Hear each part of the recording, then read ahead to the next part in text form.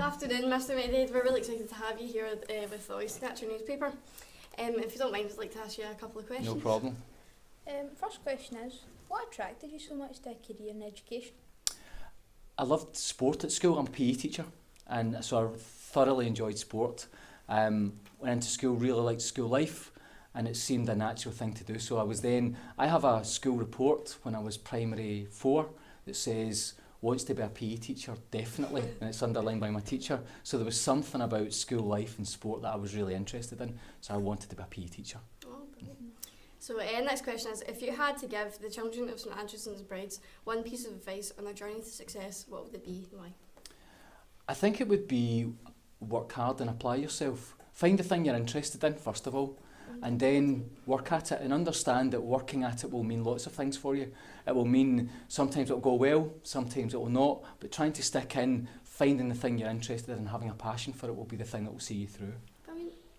And what other great ways do you think that we can celebrate success within our school community, other than, of course, our prize giving tonight?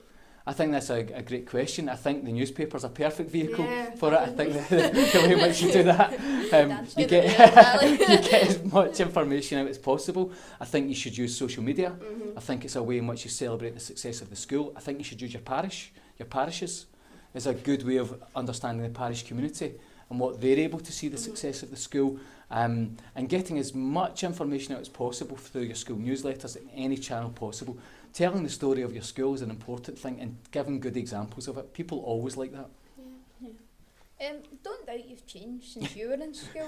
No, I've not. Taking this into consideration, if you had to return to school, what would you do differently?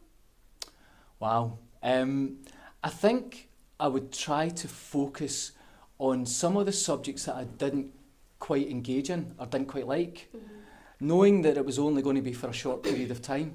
I think that for me, I've now got a wee bit of an interest in foreign languages, but at school I didn't, for some strange reason. And I think I would like to have stuck in a bit more at it. Something a wee bit slightly different for me. And that would be my advice to myself looking back, is it's only for a relatively short period of time. So even in the subject I wasn't that interested in, I would have wanted to try to focus on it a bit more. Yeah, and it can often be a different experience when you're like out of school and the real world. Very much. It can give you like the tools to succeed Totally. in that way. So nearing the end of our education, how do you suggest that the S6 pupils of our school, including myself, prepare for life beyond school? I think there's a couple of things as 6 years is to continue to build on the work that you've done. You've got here because you've been successful. You're here tonight as successful pupils in a prize-giving environment. You've done well. I think don't take your foot off that bit of the gas. This is not a holiday for 6 years. I think sometimes that can happen.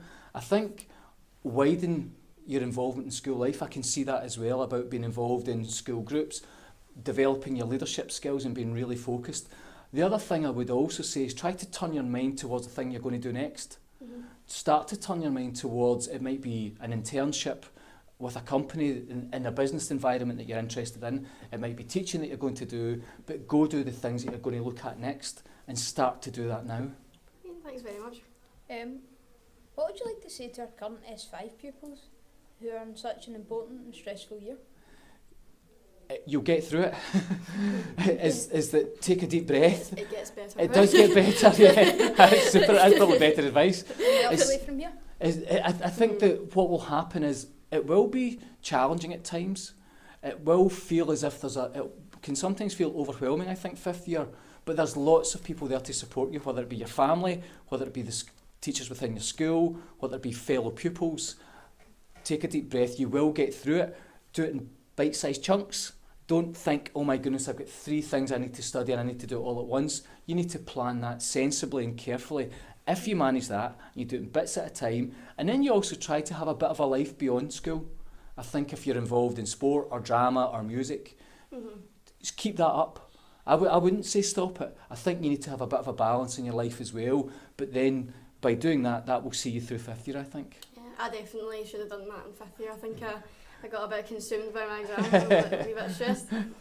Anyway, What benefits do you believe that the curriculum for excellence brings to young people and children of Scotland? It's interesting. I do think curriculum for excellence is a really good thing for us. The reason for that is that it recognises that you need some fundamental skills. You need to be literate, you need to think about your reading and your writing, and you need to be numerate, but you need to develop other skills. Mm-hmm. You need to think about problem solving, you need to think about being creative.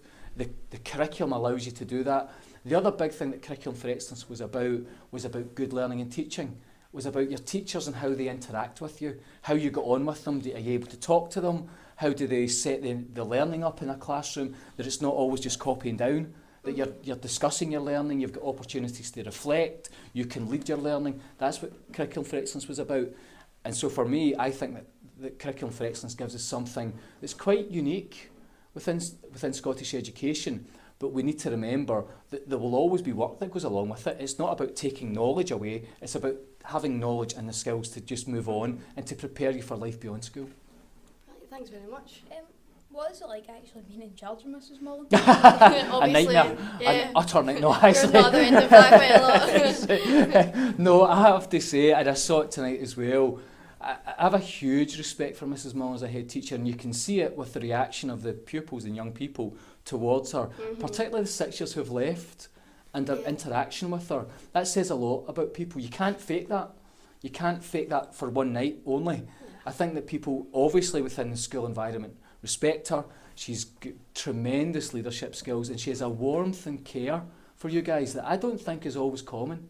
And I think that you should cherish that. Yeah. I think she'll love to milk the end of this interview, won't she? Plaster about everywhere. Yeah, and please cut the rest. Right. Yeah, well, thank you very much. It's been a pleasure thank you very much. speaking That to was you. great. Thank you very much. Cheers. Cheers. Thanks very Thank you. much.